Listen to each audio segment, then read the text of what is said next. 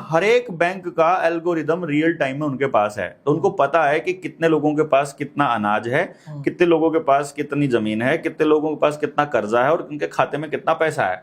तो पूरा एल्गोरिदम और पूरा पता है कि अब कितनी हैसियत के लोग कितने बचे हुए हैं और उनको रगड़ना है तो किस तरह से रगड़ना है। इन्फॉर्मेशन ये सब कुछ होती है। दुश्मन की जानकारी रखो, आप उससे कभी हारोगे ही नहीं। दुश्मन की जानकारी नहीं है तब आप मतलब जीत नहीं सकते उससे। इसलिए ये इन्फॉर्मेशन को इकट्ठा कर रहे हैं। वो बोलते हैं data is the new fuel. जिसके हाथ में डाटा है अब सब कुछ उन्हीं का है, वो उन्हीं को जब मर्जी चाहे आप जो मर्जी सेल कर लो, जो मर्जी उनको काम कर लो। तो ये बड़ी चीज है समझने की। अगर इसको गांव वाले समझ सकें कि आप आधार से डीलिंग करवा के, अपने खाते बंद करा के, अपने पैसे निकलवा के, अपनी इन्फॉर्मेशन उनको ना दे के और अपना प्रोडक्शन खुद शुरू चालू करके, हम आने वाले वक्त में ये सब करने वाले हैं कि गांव का अपना प्रोडक्शन यूनिट चालू करके हम सरकार को ही उससे बाहर बेदखल करने वाले हैं। अब सर जैसे अगर मैं बात करूं, हमारे देश में भी बीजों के लिए नया कानून बना है किसानों की। नहीं, अभी बना नहीं है पर वो तैयारी चल रही है। उस बीज के कानून की सबसे बड़ी खासियत ये चल रही है कि अगर किसान ये साबित नहीं कर पाया कि वो बीज कहां से लाया तो उसको 3 साल की कैद है। Okay, simple. उसका मेन मकसद ये है, उसका मेन मकसद ये है बीज के कानून का कि आपको बीज उन्हीं से लेना पड़ेगा और उनको मालूम है कौन सी जमीन कब खराब करनी है बीज के माध्यम से। हाँ, बीज में डाल के भेज दो। कोई भी ऐसे खरपतवार हैं आज जो हमारी जमीन में होते ही नहीं थे, वो सब दिए हुए हैं बीजों के। दिए हुए हैं। कुछ पौधे, कुछ पेड़ ऐसे हैं एग्जैक्टली जो वहीं से आए हैं। कुछ नहीं, सारे के सारे। हमारा जो पुराना पेड़ है वो सारा का सारा इन्होंने कटवा दिया है। और जो जलवायु परिवर्तन के नाम पर, जो ग्लोबल वार्मिंग के नाम पर प्रोपेगेंडा चल रहा है, प्योर प्रोपेगेंडा है ये। कोई जलवायु परिवर्तन की इतनी ज्यादा चिंता होती तो गाड़ियां इतनी ज्यादा प्रोडक्शन नहीं करते ये लोग, और कम्युनिटी ट्रांसपोर्ट को ये लोग बढ़ावा देते। ये लोग जंगल नहीं काटते अपने हाथों से। ये क्या है, पुराने पेड़ों को काट करके और ग्लोबल वार्मिंग के नाम पर नए हाइब्रिड बीज पौधे दे रहे हैं। उन पौधों में नकारात्मक ऊर्जा है ताकि यहाँ के लोग नकारात्मक ऊर्जा में घिरे रहें। और उनको ये भी पता है कि 3 साल का समय चाहिए जमीन को वापस अपनी नेचुरल उस चीज को गेन करने के लिए। तो जब सारे लोगों को ये निपटा चुके होंगे और जब इनको अपना राज स्थापित करना होगा, 3 साल जमीन को खाली छोड़ दो, उन पेड़ों को काट करके वापस जमीन अपनी नेचुरल टेंडेंसी पे वापस आ जाएगी। फिर ये अपना जीवन जिएंगे आराम से। तो इनको कब्जा करना है भारत की जमीन पर। असली मकसद ये है जितने भी लोग रह जाएं वो सारे के सारे इनके गुलाम हो, और अदरवाइज जो इनके गुलामी करने के लिए तैयार ना हो, या तो वो जेल चले जाएं, या उनको मार दिया जाए, या उनको विदेश भेज दिया जाए। आज चाइना में क्या हो रहा है कोई नहीं जानता, उसकी बाउंड्री के बाहर। हमारा देश जो है कहीं ना कहीं हमारे गाँव में या हमारे शहरों में थोड़ी बहुत वो चीज़ अभी बची हुई है। हम कनेक्टेड हैं वर्ल्ड से। तो अगर अभी जैसे किसानी की बात हम लोग कर रहे थे, क्या नियर फ्यूचर में बहुत जल्द ऐसा हो सकता है कि वेस्ट की तरह हमारे अपने जो हमारे अनाज हैं वो हमारे ना रहें? है ही नहीं है अभी। तो फिर गेहूं आपका अनाज नहीं है। जैसे स्टोरेज तो हम कर रहे हैं साल भर के लिए कि भैया हमने गेहूं उगाई है, अब स्टोरेज कर ली, 1 साल इसी को खाएंगे। क्या ये चीजें भी हमारे घरों से गायब हो जाएंगी और वेस्ट की तरह हमें ब्रेड, पिज्जा और इन सब चीजों पे जो है, ये जो मैंने कंटेनर की बात कही है ना, ये कंटेनर की बात कही है, ये रेडीमेड फूड को ट्रांसपोर्ट के लिए ही बनाए गए हैं, मैंने आपको बताया जैसे कि। और दूसरी बात मैं आपको फिर यही बात जो एक्सप्लेन करने की कोशिश कर रहा था कि यस, ये प्लानिंग यही चल रही है इनकी कि भैया आपकी जो रोटी है वो उनके हाथ में हो और वो जो खिलाना चाहते हैं आप वो खाएं। जब आपके पास बीज अपना नहीं बचेगा, जब आपके पास अपना कुछ भी नहीं बचेगा, तो फिर आप क्या करोगे? फिर आपके पास ऑप्शन ही कुछ नहीं बचता है ना कुछ भी करने का। फिर तो आपका सारा का सारा काम इसी तरह से चलेगा ना कि भाई जो वो देंगे वो करना पड़ेगा। जिस तरह से इन्होंने आपके मोटे अनाज खत्म कर दिए। अब पेस्टिसाइड यूरिया दिया, आप मान लीजिए आपको पेस्टिसाइड यूरिया दिया था। पेस्टिसाइड यूरिया या हाइब्रिड बीज वो ज्यादा पानी में होते हैं। हाँ, अगर आपको स्वस्थ रहना है तो उसकी एक कंडीशन है स्वस्थ रहने की कि आप मौसमी चीजें खाओगे, नंबर 2 वहां की लोकल चीजें खाओगे, मौसम के हिसाब से और लोकल और बिना केमिकल की, तो आप स्वस्थ रहोगे। तो इन्होंने पानी हाइब्रिड दे करके वहां लोकल ना होकर के बाहर से चीजें आने लग गई। ठीक है। अभी भी देखोगे तो अगर नया हाईवे बनता है या कोई नया रोड बनता है तो उसके दोनों तरफ ये लोग यूकलिप्टस लगाते हैं, मतलब सफेदे का पेड़ लगाते हैं। ये हमारा इंडियन नहीं है। ठीक है, सफेदा हमारा नहीं है पहली बात तो। दूसरी बात, सफेदा जरूरत से ज्यादा पानी खींचता है जमीन से। वैसे तो आपको बड़ी चिंता है कि अंडरग्राउंड पानी खत्म हो रहा है, अंडरग्राउंड पानी खत्म हो रहा है, हम आपको कनेक्शन नहीं देंगे, कनेक्शन। और उधर से यूकलिप्टस दे रहे हो आप, सड़कों के ऊपर लगा रहे हो खूब उस जमीन के पानी को पीने के लिए, और पॉपुलर लगा रहे हो, पॉपुलर को आप प्रमोशन दे रहे हो, साथ में सब्सिडी दे रहे हो और पैसा दे रहे हो पॉपुलर लगाने वालों को। पॉपुलर भी तो पानी कितना खींचता है। मतलब ये है कि ये प्लानिंग के तहत आपके पुराने पेड़ों को खत्म करके आपको नए हाइब्रिड बीज दे रहे हैं, ताकि आपकी जमीन खराब हो, और जमीन खराब होगी तो फिर आप अनाज के लिए उनके ऊपर निर्भर रहना आपकी मजबूरी हो जाएगी। ये सारा का सारा प्रोपेगेंडा ही है। जो हमारे बुजुर्ग थे सर, उन्होंने अनाज खाए हैं, वो बात अलग है कि वो जो मल्टीग्रेन खाते थे, जैसे बाजरा है, ज्वार है, मक्की, मोटा अनाज खाते थे। चने। अभी हम गेहूं खा रहे हैं और इसमें बोलते हैं कि ग्लूटेन होता है। मैं कई डॉक्टर से मिला हूँ, मैंने उनसे पूछा है, उन्होंने बोला कि आप गेहूं खाना बंद कर दो, ये शुगर की मेन वजह है। ये चीज कहाँ तक सच है कि गेहूं हमारा नहीं है और हमें कम करना चाहिए या इसको मल्टीग्रेन खाना चाहिए अगर हमें बचे रहना? ये बिल्कुल 100% सही है। मैं आपको एक बात बताता हूँ, अगर आपकी बॉडी में पेन रहता है, तो हमारे डॉक्टर सही कह रहे हैं। डॉक्टर नहीं सही कह रहे हैं, वो एक आधा डॉक्टर ठीक बोलता है, बाकी सारे डॉक्टर नहीं कहते ये सब बातें। डॉक्टर लाइफस्टाइल पे तो बात ही नहीं करता, तो दवाइयां खाने पे मैंने 3-4 डॉक्टर से पूछा, वो आपके जानकार होंगे, पर्सनल लेवल पे बात करी होगी। आप ऑफिशियल जाकर के किसी डॉक्टर से पूछ कर देखो, वो आपको कह देगा, तो ऐसा नहीं कहेगा। ऑफिशियल नहीं बोलेंगे वो लोग, ये आपके जानकार हैं।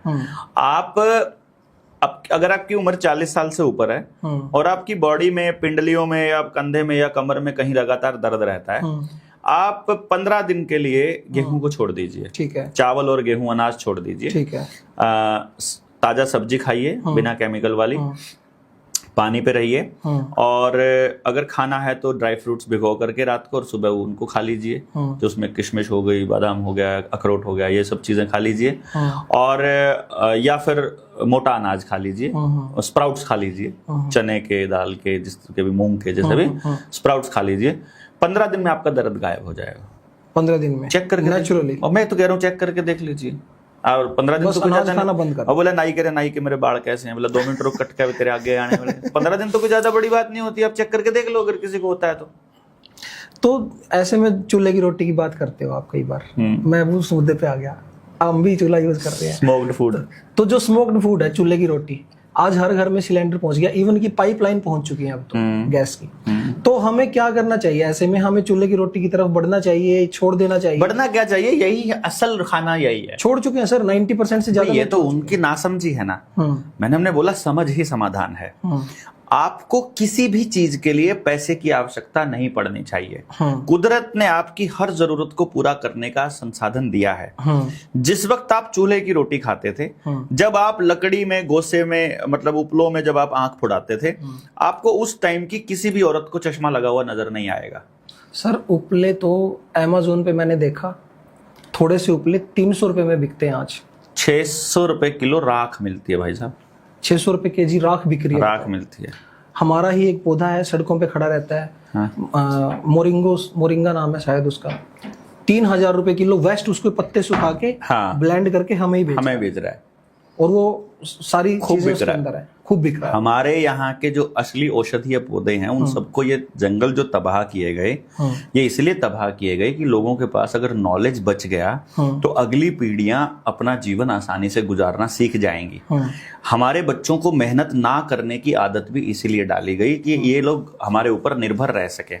आज आप ना इनको ये कह दो आधार कार्ड नहीं बनवाना है, अपार आईडी नहीं बनवानी है, या मोबाइल यूज नहीं करना है, मोबाइल के बिना काम कैसे चलेगा? आधार के बिना तो कहीं भी काम नहीं चलता, सब जगह आधार मांगते हैं। मेरे पास आधार कार्ड नहीं है, मेरा जीवन तो आराम से चल रहा है। मेरे नाम, मैंने कहा आपको, मैं बैंक अकाउंट भी अपना यूज नहीं करता, ठीक है। मैंने आपको ये कहा कि मैं मेरे पास गैस की कॉपी भी नहीं है, ठीक है। मेरे पास ऐसा कुछ नहीं है डॉक्यूमेंट जो सरकार के ऊपर मुझे निर्भर रहना पड़े कुछ भी लेने के लिए। मतलब सर ये ठीक है, मतलब बात अपने आप में बड़ी है कि देवेंद्र बलारा गैस यूज करते नहीं है। गैस की कॉपी नहीं है, गैस यूज ही करता हूँ। शहर में रहता हूँ, चंडीगढ़ में, और क्या करूंगा? तो ठीक है, वो चूल्हे का इस्तेमाल हम लिमिटेड तो कर सकते हैं, नहीं तो पड़ोसियों को ये चूल्हा रोज रोज आग जला देते हैं कहां से। लेकिन तो हमें डराया गया कि ये धुआं छोड़ता है, आंखें खराब हो गई। तो धुआं काम का है वो। देखो धुआं, कौन सा धुआं प्रदूषण फैलाता है? जो धुएं में केमिकल मिले हैं। जैसे अब आप उस टाइम को देखो, आप दिवाली का, जैसे मैंने होली को आपको बताया था, आप दिवाली के उस दौर की बात करो। उस वक्त दिवाली पे मेरे ख्याल से ही कोई गली ऐसी बचती होगी जहां आग ना जलती हो। हम अपनी पराली जलाया करते थे आग सीखने के लिए, उसमें लकड़ियां भी जलाया करते थे, सूखी लकड़ियां ले आते थे। गर्मियों में जितनी लकड़ियां सूखी वो दिवाली पे फिर काम आया करती थी, सर्दियों में काम आती थी। हर गांव के पास अपना कोलू या कलेसर हुआ करता था। वहां की जो बची हुई है, जो रेजिड्यू है, जो गन्ने का पीछे से जो बच जाता, खोई जिसको बोलते हैं, वो भी जलाया करते थे हम लोग। जलाते थे। कुछ प्रदूषण होता था आपको? कुछ नहीं होता था। फिर सर ऐसे में एक सवाल का जवाब दो, क्लाइमेट चेंज के लिए फिर किसान कोई जिम्मेदार क्यों ठहरा है? ही नहीं है क्लाइमेट चेंज। अगर मैं ये बेस लाइन ही खराब है, ये इंडिया में क्यों हो रहा है क्लाइमेट चेंज सर? ये दुनिया, मैं कह रहा हूँ ये बेस लाइन ही खराब है। मैंने कहा हम इसको डिनाई करते हैं। अगर एक्चुअली क्लाइमेट चेंज है, क्लाइमेट चेंज नहीं है, ये दिखाया कैसे दिखाया गया मैं बताऊं। अगर आपके गांव की जमीन कच्ची है और वहां रेत ही रेत पड़ा हुआ है, पानी ऊपर से पड़ेगा, वो सारा पानी सोख लेगी, अंडरग्राउंड पानी रिचार्ज होता रहेगा। इन्होंने सब कुछ पक्का कर दिया, पक्का करके सड़क बना दी, सड़क बनाकर काले कोलतार जो है उसके ऊपर बिछा दिया। काला रंग जो धूप है उसको ज्यादा अवशोषित करता है। चारों तरफ अगर सड़कों का जाल बिछा होगा, चारों तरफ अगर कंक्रीट ही कंक्रीट होगा, चारों तरफ पक्के ही पक्की मकान, सीमेंट वाली मकान होंगे, वो जब सूरज की ऊर्जा को अवशोषित करके वहीं रख लेंगे, आपको गर्मी तो लगेगी जरूरत से ज्यादा। यहाँ से ज्यादा दूर जमुना नहीं है, जमुना के पार चले जाओ यूपी में, सहारनपुर का इलाका, शामली का इलाका, दिन में 1-2 रात यहाँ सो के देखिए आप छत के ऊपर, तब देखिए। और जमुना के पार वहां जहाँ पेड़ ही पेड़ हैं चारों तरफ और सड़कें कम हैं, वहां जाकर देखिए, वहां अभी भी छत पर सोने में खूब आनंद आता है, ठंड रहती है। यहाँ क्यों नहीं रहती भाई? वो ग्लोबल वार्मिंग यहाँ क्यों है और वहां क्यों नहीं है? तभी मैं सोच रहा था सर, बहुत सारी कंट्रीज हैं भाई, कहीं तो बर्फ गिर रही है, वो बड़ा मतलब सुख में जीवन जी रहे हैं वो, ये और हम दावा करते हैं कि पूरे वर्ल्ड में चेंजेस आ रहे हैं। भाई हमारे यहाँ पे चेंजेस है ना, वर्ल्ड में तो नहीं है।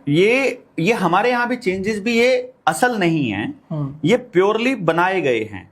आप अखबार दिखाना शुरू कर दो, मैं क्योंकि मुझे अखबार पढ़ने का थोड़ा सा ये उसका एनालिसिस करने का थोड़ी आदत है। जैसे ही कोई खबर आती है मुझे ये मालूम पड़ जाता है कि ये खबर क्या मैनिपुलेट करने के लिए है।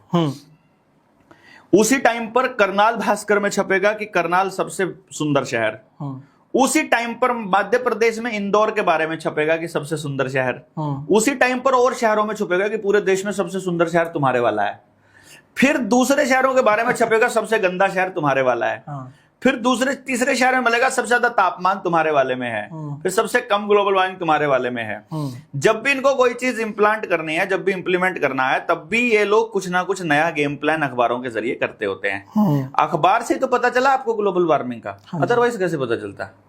अखबार है, सोशल मीडिया ही है। और कमाल की बात है कि सोशल मीडिया और मेन स्ट्रीम मीडिया सब उन्हीं की है। हाँ बस अभी तो ये भी तो जो चाहेंगे आपको परोस देंगे, आपको मानना पड़ेगा, क्योंकि आपके पास दूसरी इन्फॉर्मेशन चेक करने के लिए आपके पास कोई लैब है चेक करने का?